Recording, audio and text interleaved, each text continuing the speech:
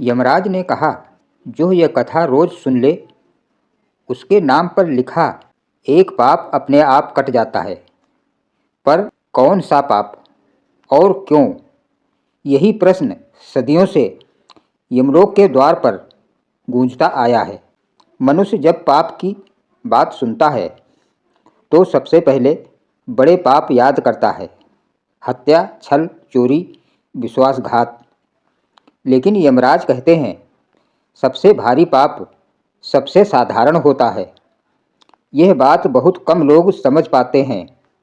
धरती पर एक साधारण सा नगर था, ना कोई राजा प्रसिद्ध, ना कोई महायोद्धा। वहीं रहता था माधव नाम का व्यक्ति, ना बहुत अच्छा ना बहुत बुरा। वह रोज मंदिर तो जाता था पर मन कहीं और रहता।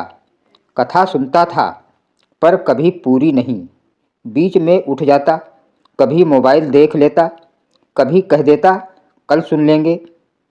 यही उसकी सबसे आम गलती थी।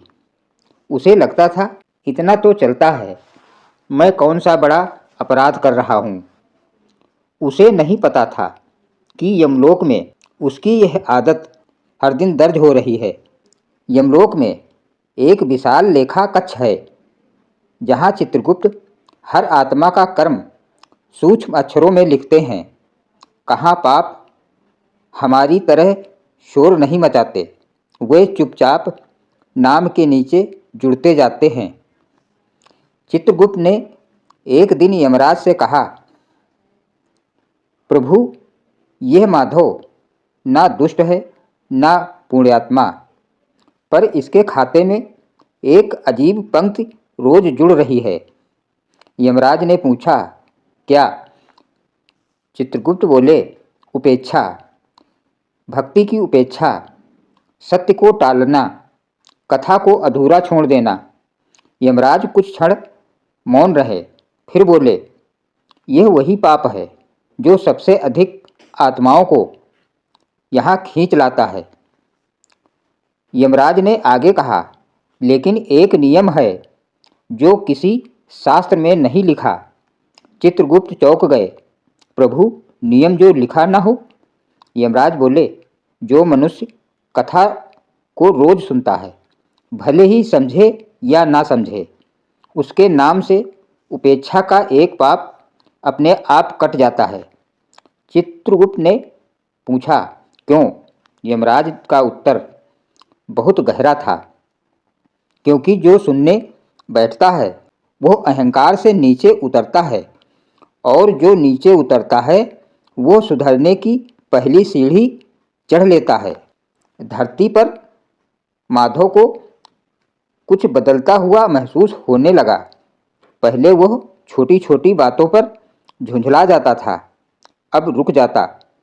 पहले वह किसी की पीड़ा सुनकर कह देता, मेरे पास समय नहीं, अब सुन लेता। उसे नहीं पता था कि यह बदलाव उसकी रोज की आधी अधूरी कथा सुनने की आदत से आ रहा है। एक दिन उसने ठान लिया, आज पूरी कथा सुनूंगा। बस उसी दिन यमलोक में उसके नाम के आगे एक पंक्ति हल्की हो गई। चित्रगुप्त ने देखा, प्रभु, इसके खाते से एक पाप स्वतः मिट गया। यमराज ने कहा, हाँ, नियम सक्रिय हो गया है। लेकिन नियम हमेशा चलता रहे यह जरूरी नहीं। माधव एक दिन फिर कथा के बीच उठ गया, इस बार बिना कारण। उसी क्षण यमलोक में तराजू डगमगा गया। यमराज ने कहा, देखो, नियम उपहार है, छूट नहीं, क्योंकि जो कथा को रोज सुनता है वो धीरे धीरे अपने पाप देखना शुरू करता है, और जो देख ले वो बदल सकता है। पुरानी कथाओं में कहा जाता है, जब आत्मा यमलोक पहुंचती है तो उससे सबसे पहले यह नहीं पूछा जाता क्या पाप किए, पूछा जाता है सुनने का अवसर मिला था। यदि उत्तर हाँ हो तो यमराज की दृष्टि बदल जाती है। माधव को आज भी नहीं पता कि कौन सा पाप उसके नाम से कट रहा है। शायद माता पिता की अनसुनी बात, शायद किसी ज़रूरतमंद को टालना, शायद अपने भीतर की आवाज़ को दबाना। यमराज ने कहा था, नाम से पाप कटता है पर स्मृति से नहीं।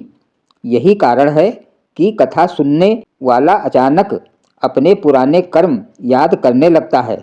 क्योंकि प्रश्न अब यह नहीं है कि नियम क्या है, प्रश्न यह है, क्या वह नियम आज भी आप पर लागू हो रहा है?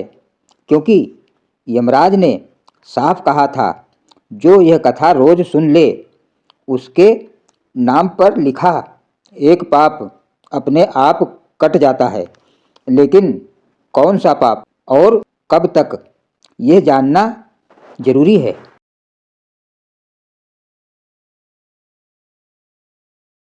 समय बीतता गया, माधव की उम्र बढ़ने लगी, पर उसके भीतर कुछ ऐसा था जो हर दिन थोड़ा थोड़ा हल्का होता जा रहा था। वो पहले जैसा नहीं रहा। अब वो कथा सुनते समय बीच में उठता नहीं था। भले ही नींद आए, भले ही काम याद आ जाए, वो अंत तक बैठा रहता, क्योंकि उसे भीतर कहीं यह डर लगने लगा था कि अगर वो उठा तो कोई अनदेखी शक्ति कुछ वापस जोड़ देगी।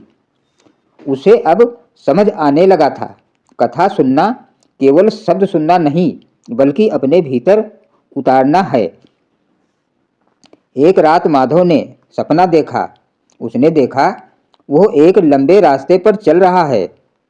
आगे धुंध है, पीछे उसका जीवन। अचानक सामने यमराज खड़े हैं, न डरावने न क्रोधित, बस गंभीर। यमराज ने कहा, माधव तेरा लेखा हल्का है। माधव कांप गया। उसने पूछा, प्रभु क्यों? यमराज बोले, क्योंकि तूने सुनने का अहंकार छोड़ा। माधव रो पड़ा, मैंने तो कुछ बड़ा नहीं किया। यमराज का उत्तर आज भी लोक कथाओं में फुसफुसाकर सुनाया जाता है। सबसे बड़ा पुण्य कभी कभी कुछ ना करने से होता है, बस रोज सुनने में। यमराज ने अंत में कहा, तेरे नाम पर जो पाप रोज कटता रहा, वो था स्वयं को टालना। माधव चुप रह गया। यमराज बोले, तू जानता था क्या सही है, पर करता नहीं था।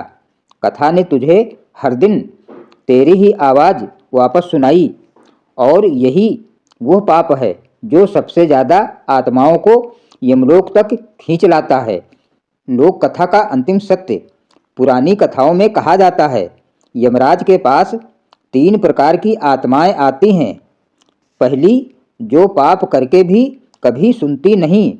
दूसरी, जो सुनती तो हैं पर बदलती नहीं। तीसरी, जो रोज सुनती हैं और बिना जाने धीरे धीरे बदल जाती हैं। यमराज तीसरी आत्मा को दंड नहीं देते, दिशा देते हैं। आज का प्रश्न, आज भी जब कोई व्यक्ति रोज कथा सुनता है और अचानक उसका मन किसी गलत काम से रुक जाता है, तो लोक कथा कहती है, एक पाप फिर कट गया। पाप कौन सा, यह कोई नहीं बताता, क्योंकि यदि नाम ले लिया जाए तो अहंकार आ जाएगा।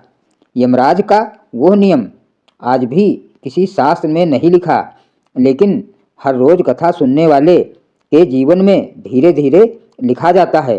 हो सकता है आज यह कथा आपने भी सुनी हो, और हो सकता है कहीं किसी अदृश्य खाते में एक पंक्ति हल्की हो गई हो। यदि आपने यह कथा अंत तक सुनी है तो इसे केवल कहानी ना समझें। कमेंट में लिखें, मैं रोज कथा सुनूंगा, सुनूंगी। इस वीडियो को लाइक करें, अपने परिवार और मित्रों के साथ शेयर करें, और ऐसी ही रोज सुनने योग्य धर्मराज की रहस्यमयी कथाओं के लिए चैनल को सब्सक्राइब करना ना भूलें, क्योंकि कौन जाने अगली कथा सुनते समय कौन सा पाप अपने आप कट जाए। जय धर्मराज। धन्यवाद दोस्तों।